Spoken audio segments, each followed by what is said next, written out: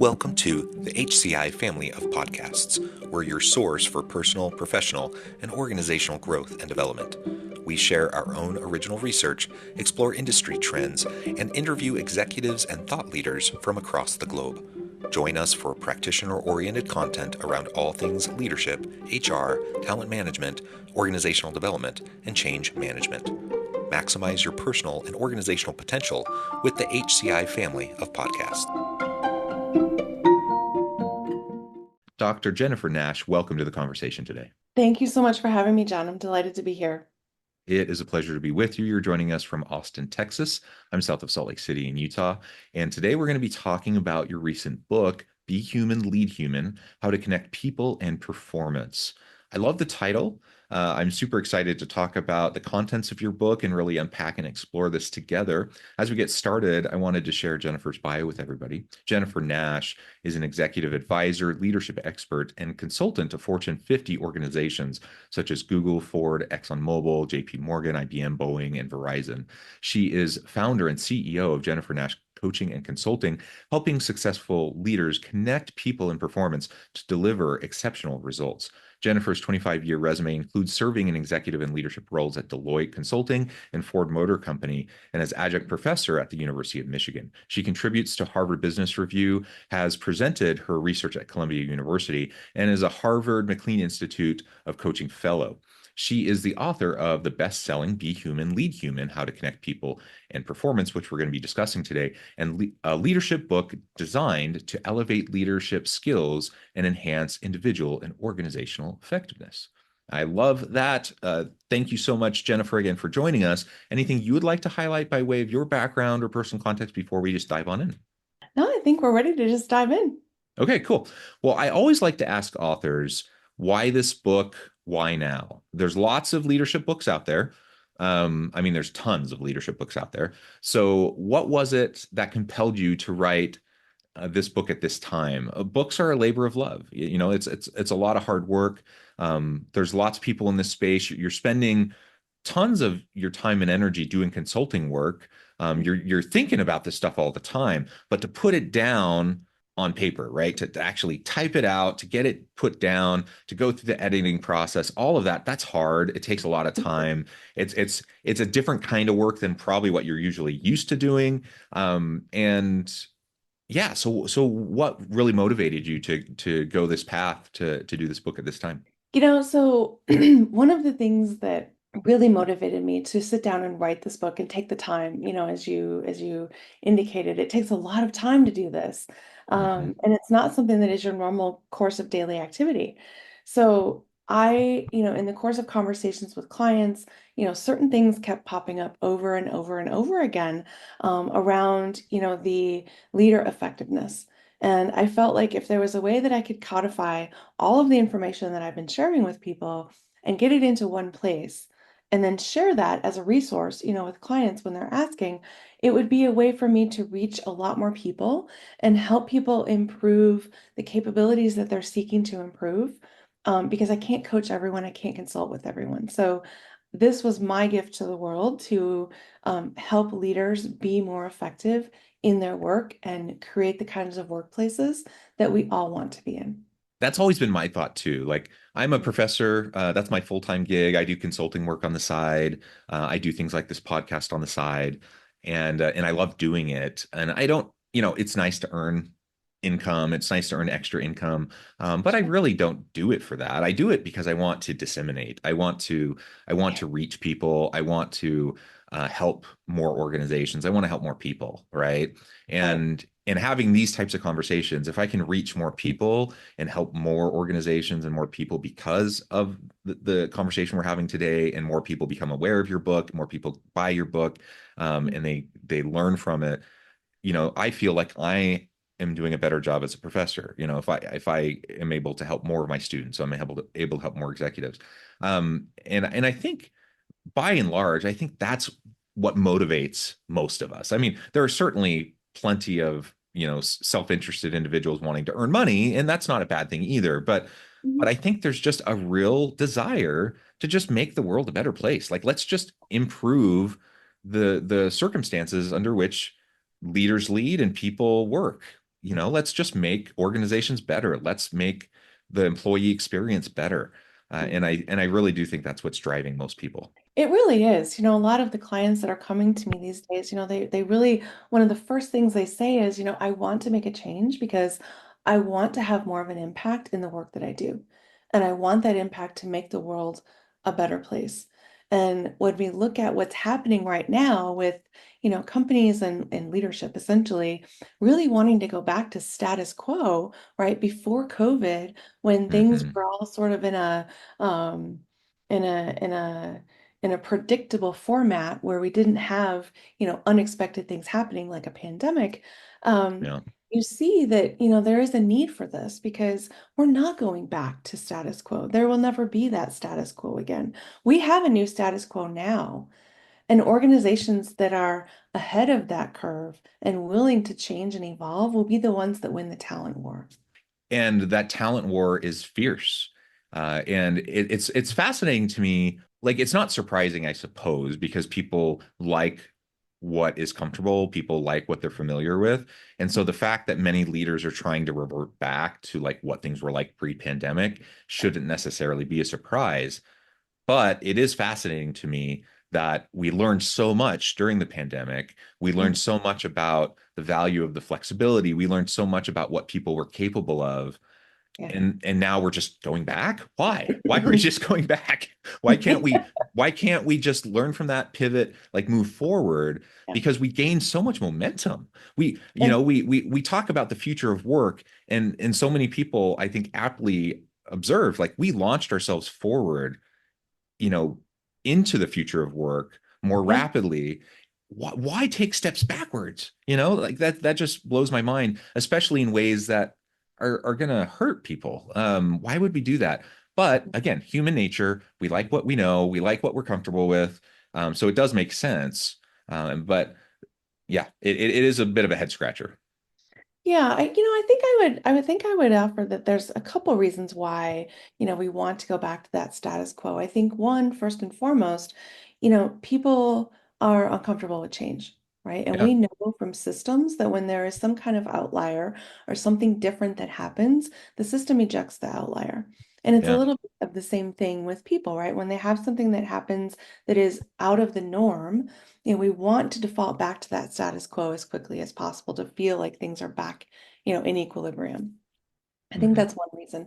I think the second reason is around when you have a system that is set up like we have with, prior command and control, where we've been teaching leadership the same way pretty much for over 100 years, not a whole lot has changed.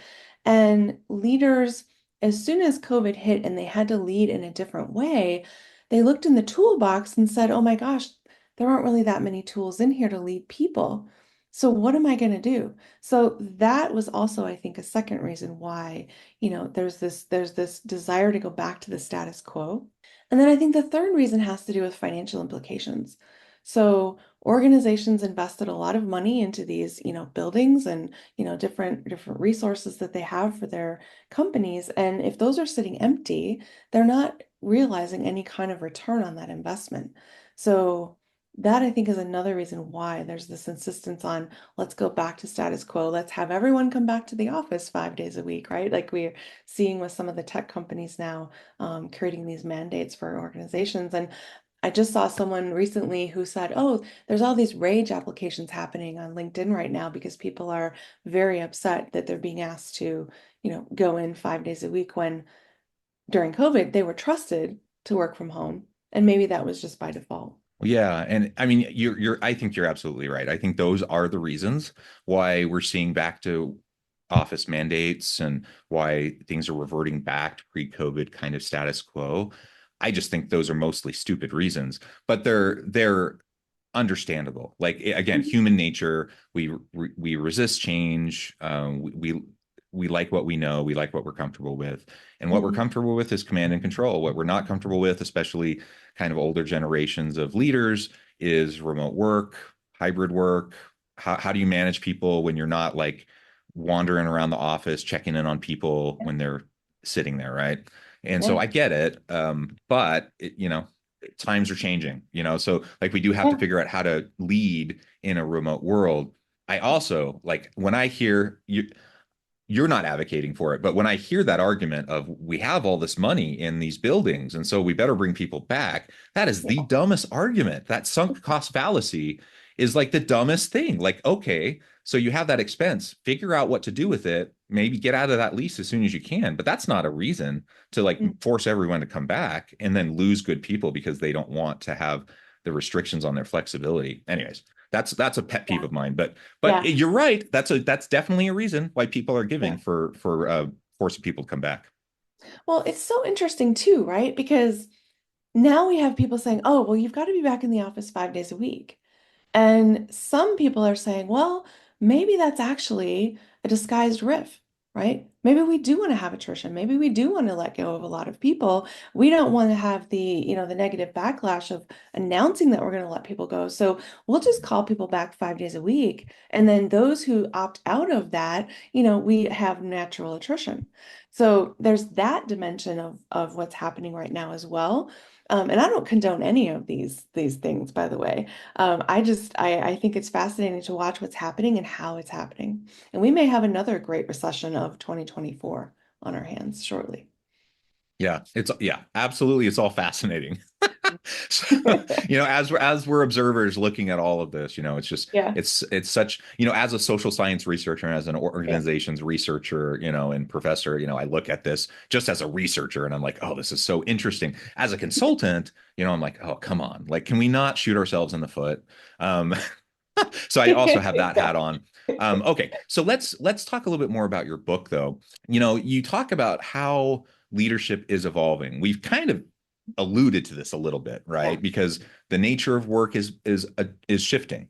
We're moving into the future of work that looks different. yeah. Command control was the name of the game in the past, but we've seen dramatic shifts over the last 50 plus years. We're in a knowledge economy largely. I mean, there's still factories and there's still agriculture and there's still people doing those jobs, but even those jobs look dramatically different today than they were, 50 years ago. And so it's just an entirely different type of an economy with entirely different types of jobs. What it means to lead in this kind of an economy, in this Mhm. workforce, is just so different. And Yeah, yet we tend to hold on like with a iron grip to the old models. So yeah. in your mind, the title of your book, Be Human, Lead Human, what do you see as this new leadership evolution? Like, what does the new form of leadership look like as we move into the future of work? Yeah, so as we're thinking about the future of work, the role of a leader, as we're mentioning, it has actually evolved, right? We were back in that command and control space. We were there for a very long time. Yeah. And the role of a leader is now really shifting to someone who can be a coach and a facilitator and help their people understand how all of these drastic, massive changes that are occurring are impacting their role, are impacting their department, are impacting the organization, and what that means for them on a daily basis. And so this idea of leader as coach, right? Of how you help people um, perform at the highest level they can possibly perform and deliver the work that they need to deliver as a team and collaborate to do so is part of what that means to be leading as coach. Yeah, I agree. I think leading as coach, so there's this mentorship piece that I think has been there in the past, but it's really much more front and center now. That coaching piece that has been there in the past, but really needs to be front and center now. Also, as I think about the younger generations, millennials certainly got kind of known for this. Certainly, younger millennials, Gen Z, get kind of labeled as entitled. I think for in part for this reason, because they expect constant feedback. They expect the coaching, and in some people's eyes, they see that as entitlement. They see that as you need to figure it out. You need to go through the hard knocks. You need to get into the workplace and you need to work hard, work your way up like we did. We didn't have someone spoon feeding us. We didn't have someone, giving us feedback constantly and coaching us constantly. And so that's kind of how some people are viewing younger generations. Yet the younger generations are just saying, I just want feedback. I just want coaching. I just want to know how I can improve, so I can add more value, so I can develop in my career. And Right. and and honestly, like partly, I figure like people like me are to blame because that's what I'm teaching them at the university. I'm teaching, like when I teach them like what good leadership is, I'm Yeah, teaching them it's people who are mentors and coaches and are providing regular feedback, So exactly. they go out into the workforce expecting that, and then they don't get it. And then they're unhappy, or Yeah. or they feel like they're not having opportunities for advancement or opportunities to get the kind of support that they feel like they deserve in the workplace, and then they get labeled as entitled or whatever. And so it's this weird divide, that we see it, at least in part generationally, but it's in part just a completely different set of expectations, that Mhm. we see between people that kind of had a different way of viewing work in the past versus today. But I agree. I think that coaching piece, I don't see it as entitled. I just see that as good leadership. Like, I think good leaders coach, good leaders provide feedback, good leaders are providing development opportunities for their people. Mhm. Um, and I don't think that's coddling. I don't think that's anything like that. I think that's just being a good leader. If my number one job as a leader is to help develop my people, um, it's to Thousand help percent. it's to help build my bench strength. And Yeah. yeah. So I mean, if I'm not, I need to make sure things run. I need to make sure that I'm dealing with issues as they arise. I need to do those things too. But really, my number one job is to make sure that I'm developing my people so they can do their jobs, because I'm not the expert in all of their areas. I'm just helping facilitate them doing their jobs and helping them develop and grow. Right. Right. Exactly. Exactly. And there's such this notion that, the leader has to have all the answers, right? And Yeah. Which is impossible. it's impossible these days because things are so complex and things are so dynamic. That's not realistic. We also know, like from research, that from the time someone is appointed as a leader of people to the time they actually get leader development training is about 15 years. So when they're coming into this role and all of a sudden they're expected to lead people and they have tools in their toolkit that are supposed to be leading projects and tasks, that doesn't work well, right? We've got human beings as opposed to inanimate things. So developing that coaching skill set is critical. And that is part of what is intended by my book to help Hmm. leaders and anyone for that matter develop their communication skills, develop their collaboration skills, develop their ability to build relationships and adopt a coaching mindset. Um, so often I think there's a misconception that when you coach someone, you're actually telling them what to do. Well, Right. it's not that because that is Yeah. actually consulting, right? You're giving them recommendations or advisory guidance on what they should do.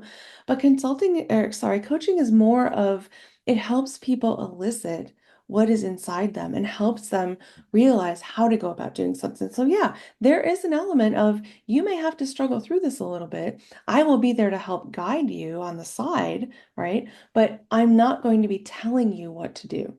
Yeah. Well, and I think about it, I'm at the university, I'm a department chair. So, I lead a department of 18 full-time faculty, about another 30 part-time faculty. But Mhm.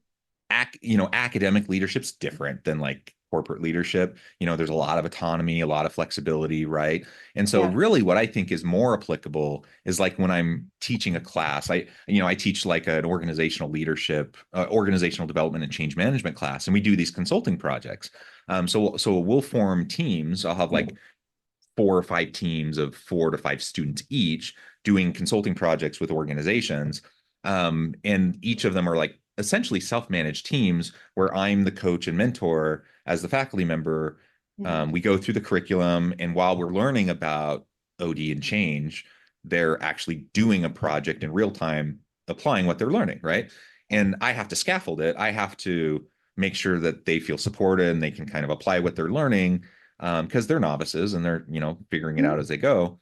Um, and that makes students super uncomfortable, right? They want to know exactly what they need to do. They Yep. want like to be spoon fed. They want to like really know each exact step. And I'm like, that's not how it works. That's not how it works in the real world. I do provide scaffolding, I do provide support, but I also am nudging them. Like you said, coaching is not giving them all the answers. Coaching is supporting them as they work it out, right? Mhm. And so that's something that I experience with my students every semester, as I'm helping them. And I imagine that this is not my experience because I'm not in the corporate world full time, but I imagine it's not that different than what a manager would be dealing with if they were hiring a bunch of new college grads trying Yeah. to help them, in their first job. Mhm. Um, and so in that experience, is it challenging? Can it be challenging to coach? Yeah, it can be, but it's Oh, also incredibly rewarding, yeah. and they're also super capable. It just takes some Yeah. patience.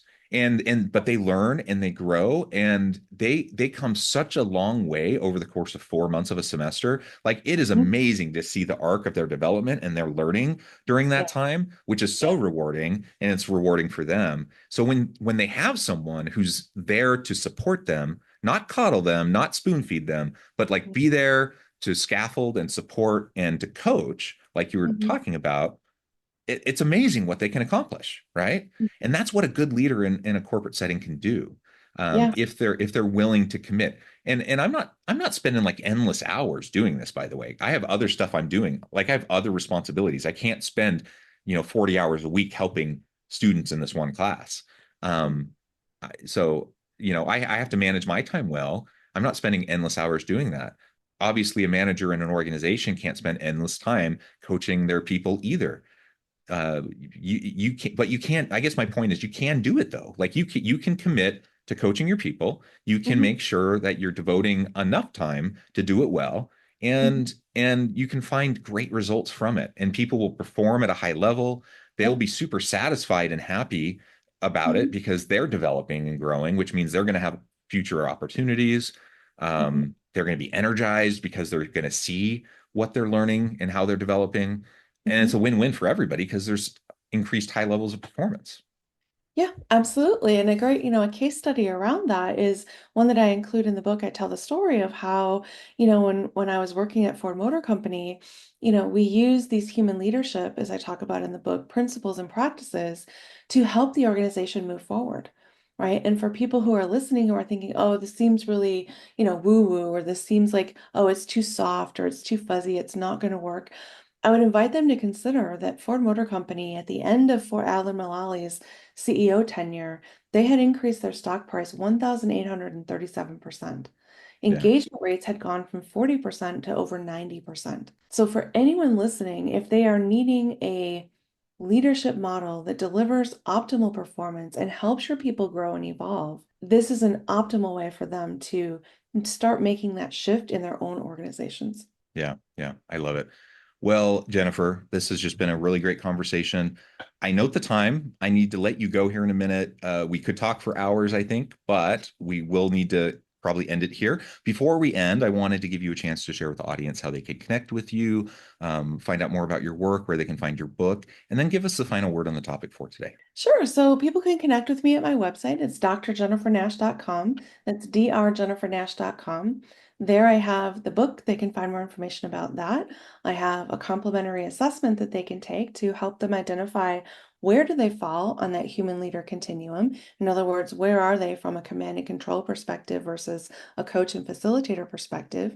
And I also have a new class out called the Humans Masterclass, which they can sign up for and learn how to improve their collaboration, communication, and connection skills. I really appreciate the time. I encourage the audience to reach out, to get connected, find out more about what Jennifer can do for you, check out the book. And as always, I hope everyone can stay healthy and safe, that you can find meaning and purpose at work each and every day. And I hope you all have a great week.